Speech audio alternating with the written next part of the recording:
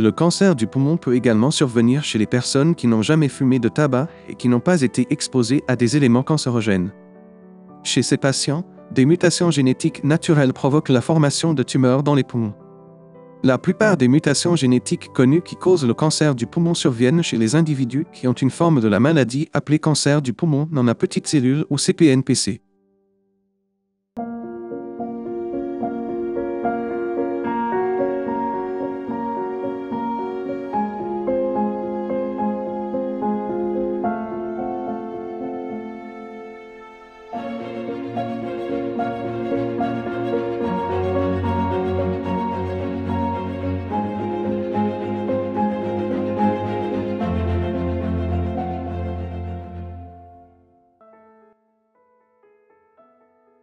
Cancer du poumon est la deuxième forme la plus commune de cancer dans le monde.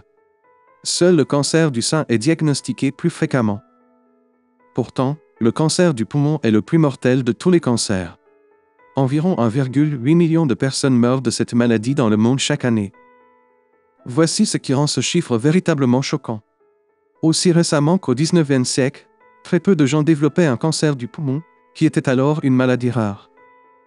Par exemple, une étude de 1878 a révélé que seulement 1% de tous les cancers diagnostiqués en Allemagne affectaient les poumons. Le cancer du poumon est progressivement devenu plus courant au cours du XXe siècle.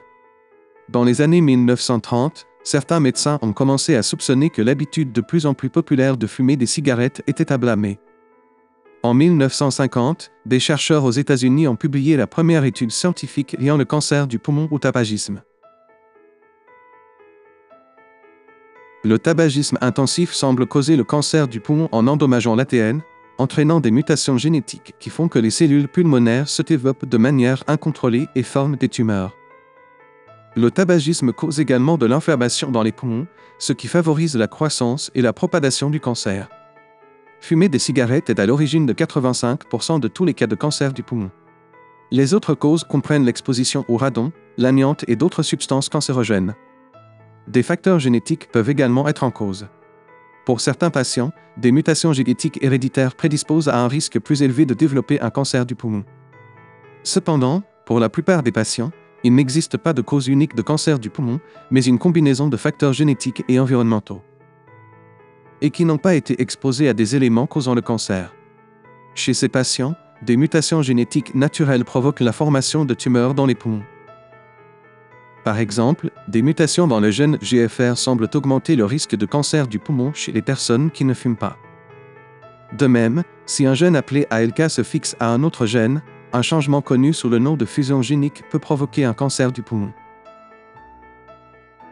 Et une altération du gène ROS inconnu sous le nom de réarrangement peut également engendrer la maladie chez les fumeurs occasionnels ou les personnes qui n'ont jamais fumé. Plusieurs autres mutations génétiques ont été identifiées, qui augmentent le risque de cancer du poumon chez les non-fumeurs. La plupart des mutations génétiques connues qui causent le cancer du poumon surviennent chez les personnes qui ont une forme de la maladie appelée non à petites cellules cancer du poumon ou CPNPC. Le cancer du poumon non à petites cellules tient son nom de son apparence sous un microscope. Les cellules cancéreuses sont plus grandes que dans l'autre forme principale de cancer du poumon connue sous le nom de cancer du poumon à petites cellules. Le cancer du poumon non à petites cellules peut survenir sur la paroi externe ou interne des poumons. Le cancer du poumon non à petites cellules se développe plus lentement que le cancer du poumon à petites cellules, mais c'est de loin la forme la plus courante de la maladie, représentant 80 à 85% des cas. Bien que le tabagisme soit un facteur de risque pour les deux formes de cancer du poumon, les non-fumeurs ont beaucoup plus de chances d'être diagnostiqués avec un cancer du poumon non à petites cellules. Le risque de cancer du poumon augmente avec l'âge. Les 3/4 des personnes qui développent et meurent de cette maladie ont 65 ans et plus. Les hommes et les femmes ont un risque similaire de cancer du poumon, bien que les hommes aient 42% plus de chances d'en mourir, selon la Société américaine du cancer. Les taux de mortalité dus au cancer du poumon sont les plus élevés chez les hommes noirs, qui ont 23% plus de chances que les hommes blancs de mourir de cette maladie. Pour réduire votre risque de cancer du poumon, c'est simple, ne fumez pas, et si vous fumez, arrêtez dès que possible. Les recherches montrent que vous réduirez votre risque de cancer du poumon de 30 à 50% en l'espace de 10 ans. Vous devez également éviter la fumée secondaire.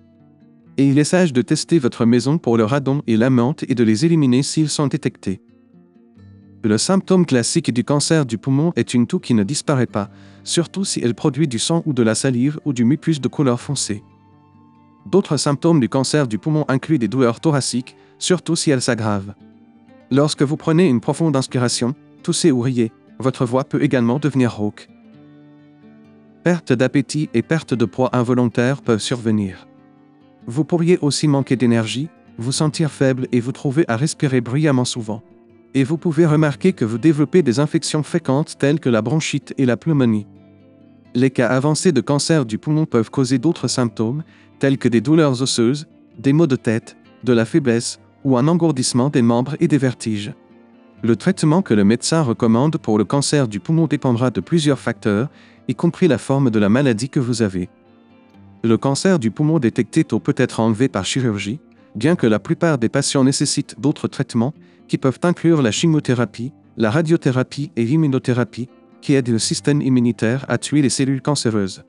Cependant, de nombreux patients atteints de cancer du poumon non à petites cellules sont candidats pour des thérapies ciblées, qui visent spécifiquement des mutations géniques pour les bloquer et empêcher la croissance des tumeurs.